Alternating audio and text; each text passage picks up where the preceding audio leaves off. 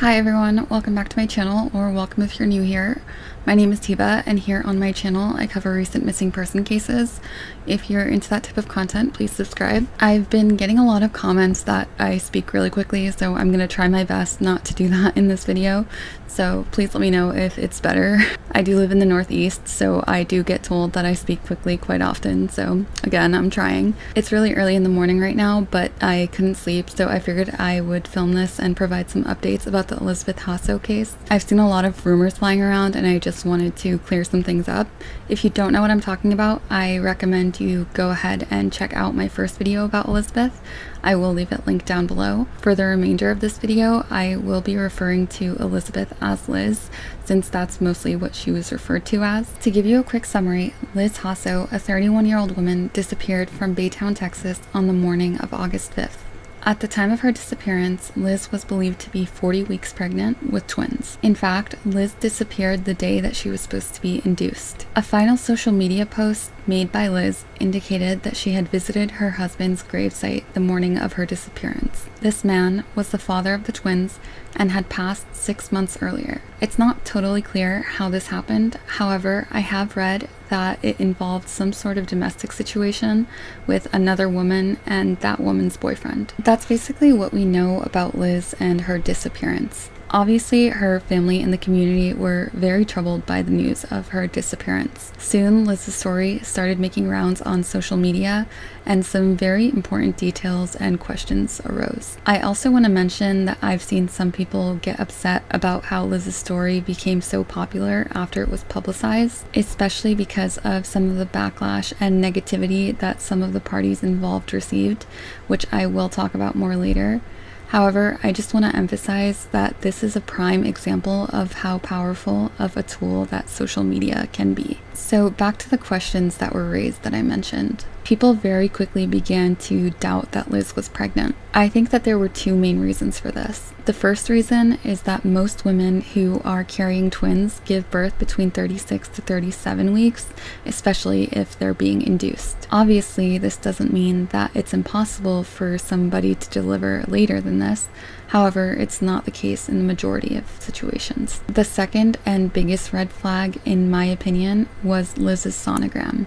It turns out that the sonogram that Liz was using was actually not hers. It was actually identical to one sold on a website. While some tried to argue away this fake sonogram or give possible reasons as to why she might have done this, it certainly didn't look good for Liz. I think what made this worse for Liz and what further angered people is the fact that Liz showed her husband this sonogram prior to his passing, so he also had believed that she was pregnant with these twins. The fact that she had shown her husband the fake sonogram leads us to believe that it wasn't very likely that Liz was really pregnant at some point when her husband was around, because why would she show her husband a fake sonogram if that were the case?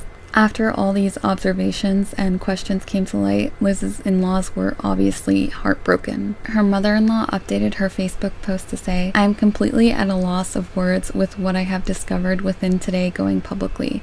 Me and my family and friends have been deceived by my daughter-in-law. This is my daughter-in-law. She has faked her pregnancy with fake ultrasound photos, and we had no clue at all, being that I lost my son a few months ago. And here I was and everyone else thinking we were waiting on the arrival of my grandsons. So Liz, if you are seeing this, thank you for getting our hopes up. And I just ask of you to come home and come forward with answers." The family would also go on to do an interview. I will include some snippets of that here so you have an idea of what they were saying and how they were feeling. That my dad is in heaven, and that's the only thing I have of him. A family heartbroken and in disbelief. To me, it was like a novella, like a lifetime story. Jasso lived with her mother-in-law, Blanca Gonzalez, who says Jasso went to visit her husband's gravesite but never returned home. Gonzalez was concerned and desperate to find Jasso because she claimed to be 40 weeks pregnant with twins and was supposed to be induced.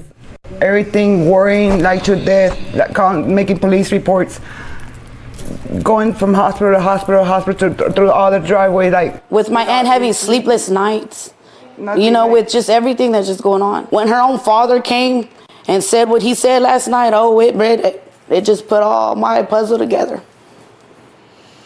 That The sister and the father said that she wasn't pregnant. They figured that she was faking this pregnancy. She couldn't even have kids. She was recently active, and I put, wow, like, just come forward. Like, I just want to know that you're okay, and don't do nothing stupid with yourself.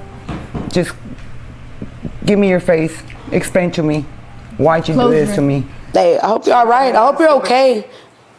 By all means, but that you get evaluated. During this interview, it had come to light that Liz's father and her sister had agreed with the in-laws that Liz was most likely not pregnant. Her father supposedly also commented that he was under the impression that Liz couldn't have children from a young age. He also allegedly said that Liz had been lying since she were a young girl and that she would believe her own lies. Despite all of this new and troubling information though, and all of these questions, Liz was still missing, and she had been for days at this point. Also, despite all the questions and the speculation, there really wasn't any confirmation that Liz truly wasn't pregnant. So people were also concerned about the potential twins she was carrying. A lot of people believe that Liz planned to disappear the day of her induction. However, there are several different theories as to why. Some claim that she was in hiding because she was too embarrassed to come forward and fess up to the truth. Others believe that Liz had a more sinister plan in mind, in which she planned to disappear and then somehow come back with twins. Others even began to theorize and propose that her in-laws had something to do with her disappearance, since they were so hurt by what she'd done. People began to bring up the family's past and any records they possessed, and so on. After a few days went by with no word from Liz, some people began to seriously worry. They worried that Liz might have potentially seen the negative comments on social media, and that this may have caused her to spiral and potentially do something, even if her plan was just to disappear temporarily. And there truly was a lot of negativity and shaming around Liz, and I'll include some examples of that here.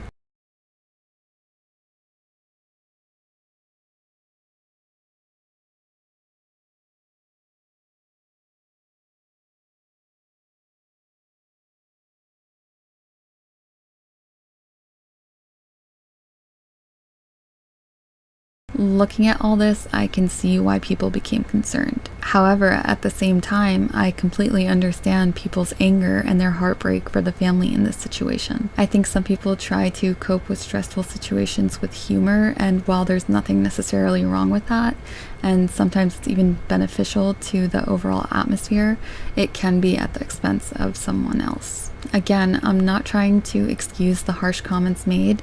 However, this case did gain a lot of traction, and tens of thousands of people were talking about this. There were numerous groups out there created just to discuss this matter, and one of these groups alone had 30,000 members. So it doesn't really surprise me that there were a wide array of opinions and posts made. Regardless of these posts though, I think the underlying message from the masses was that Liz needs to be found safe and that she needs help.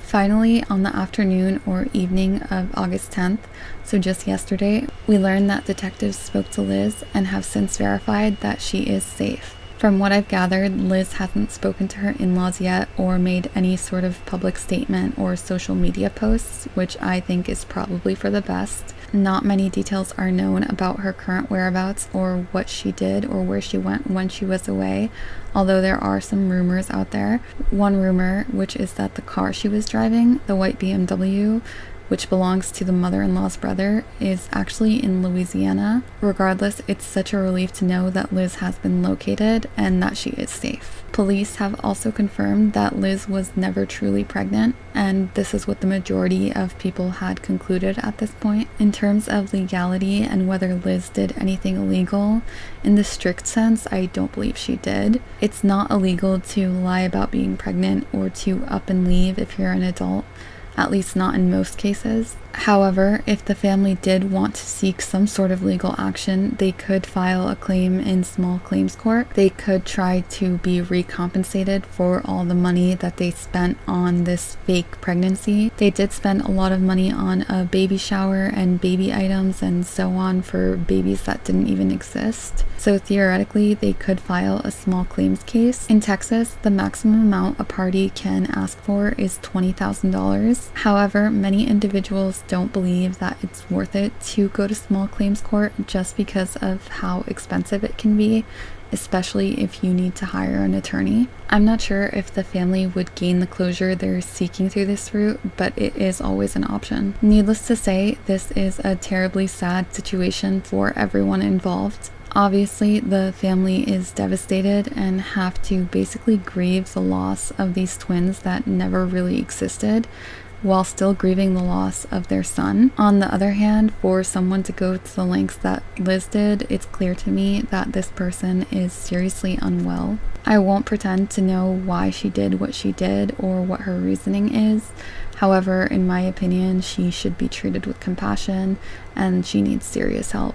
I hope everyone involved in this is able to heal from it. I can't imagine what either side must be going through. But that's all I have for this video. I'm really interested to hear what you all think. In my last video about this, there were a range of opinions, so please let me know down in the comments below. But again, that's all for now. Thank you for watching, and I hope to see you in my next one.